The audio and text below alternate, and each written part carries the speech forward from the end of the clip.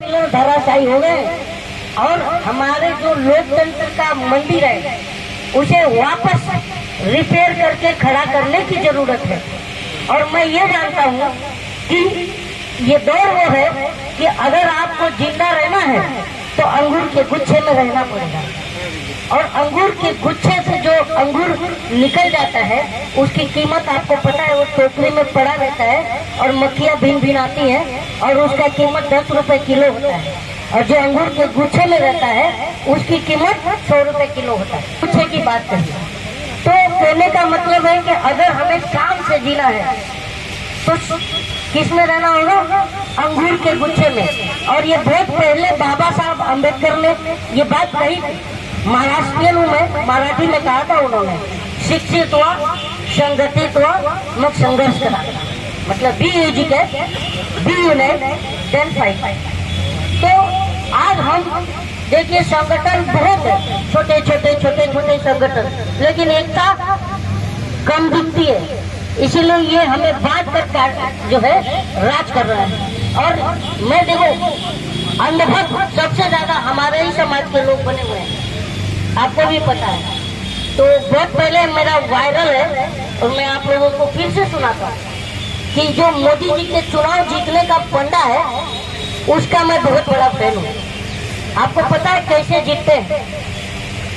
पता है, वो अपने अंधभक्तों को कहते हैं कि तुम अगर वोट देने का वादा करो, मैं यूं ही मस्त जुमले सुनाता रहूं, तुम मुझे देखकर सिर हिलाते रहो, मैं तुम्हें देखकर बड़बड़ाता रहूं।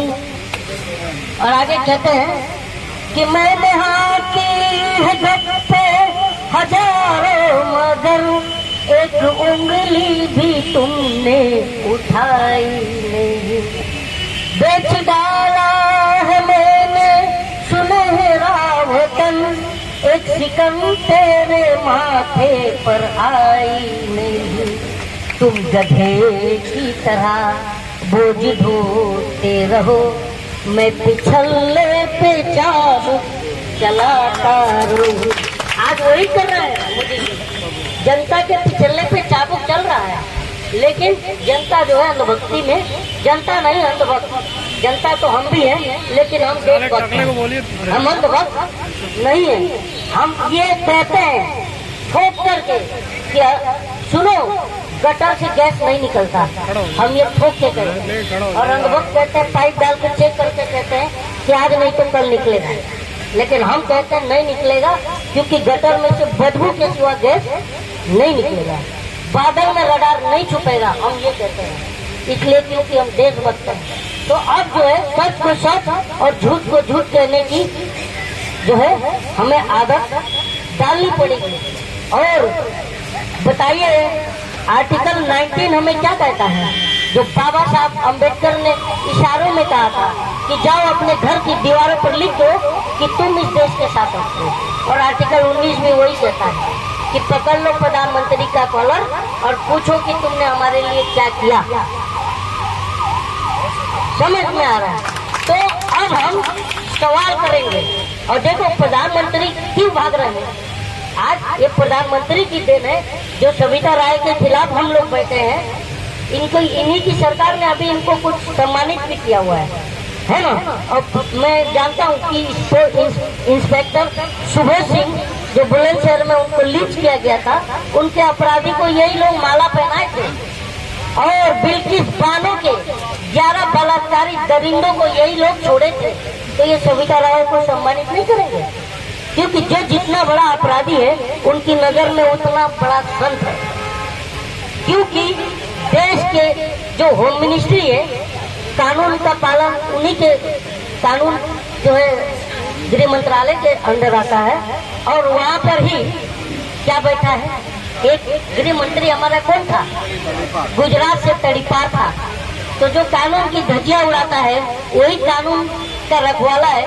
तो ये बताओ कि बिल्ली अगर बिल्ली से दूध की रखवाली कराओगे तो करेगी क्या? आप बताओ, बिल्ली दूध की रखवाली करेगी? तो ये बताओ, जो कानून की धज्जियां उड़ाता है वो कानून का पालन करेगा?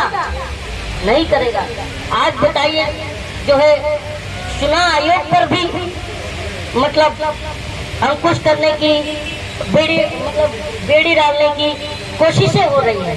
आपको पता है, सुप्रीम कोर्ट कह रहा है कि जो है इस लोकतंत्र का जो असल लोकतंत्र है उसकी सबसे पहली सीढ़ी, जो सबसे पहली प्रक्रिया वो चुनाव प्रक्रिया होता है, तब लोकतंत्र जिंदा होता है, जबकि निष्पक्ष चुनाव होता है। और लोग, सुप्रीम कोर्ट कह रहा है कि तुम चुनाव में धांधली करोगे तो हम नजर बनाए हुए हैं। तो बताइए, इससे बड़ा शर्मनाक बात इस सरकार के लिए क्या हो सकती है, जो कि सरेआम सुप्रीम कोर्ट को अंदेशा है कि ये धांधली करेंगे। अब बताओ, जनता अंधभक्ति में ताली बजा रही है। आज बताइए, गैस महंगा है, तेल महंगा है, खाने का सामान महंगा है, बच्चियों की जान सस्ती है, बच्चियों की इज्जत सस्ती है। हमारी माँ बहन, अभी मैंने देखा था, शायद मंत्री जी भी बैठे हैं, ये दिल्ली से हैं और मैं मुंबई से हूँ। मैंने देखा था कि दिल्ली के बस स्टॉप पर ये सरकार ने होर्डिंग लगाया है कि मैंने 2,61,00,000 शौचालय बनवाए हैं। आप लोगों ने देखा होगा, और ब्रैकेट में इज्जत घर। तो मतलब, अरे यार, तुम जो है शौचालय को इज्जत घर मानते हो और हमारी माँ बहनों की इज्जत को इज्जत नहीं मानते, तो हम क्यों करेंगे तुम्हारी इज्जत? और अगर मैं प्रधानमंत्री पर कटाक्ष करता हूँ तो बहुत लोग बोलते हैं, अरे तुम प्रधानमंत्री पर बोल दिए, प्रधानमंत्री को। अबे प्रधानमंत्री हम बनाते हैं, प्रधानमंत्री को हम नहीं अगर पकड़ेंगे तो कौन पकड़ेगा? हम प्रधानमंत्री से सवाल करना, युगांडा रवांडा के प्रधानमंत्री से सवाल करें? बताइए। तो ये हाल है आज हमारा। क्यों हाल है? क्योंकि हम एक नहीं है। कब एक होंगे? कब होंगे? दलित मुस्लिम आज यही हो रहा। कब होंगे? आपको पता है, 3 बार के मुख्यमंत्री मायावती जी है ना, किसने दिया था सत्ता? मुसलमान ने और दलितों ने। आज ये मिल जाए तो 3 बार अगर मुख्यमंत्री मायावती जी बन सकती है, तो इस देश की गद्दी पर भी 3 बार दलित या मुसलमान बन सकता है। और मैं और सब लोग हम प्रण लेते हैं कि आज नहीं तो कल हम एक होंगे। आज बताइए, अंधभक्त जो ऋषि सुनक को जानते हैं आप लोग? ऋषि सुनक आए थे भारत, तो अंधभक्त जो है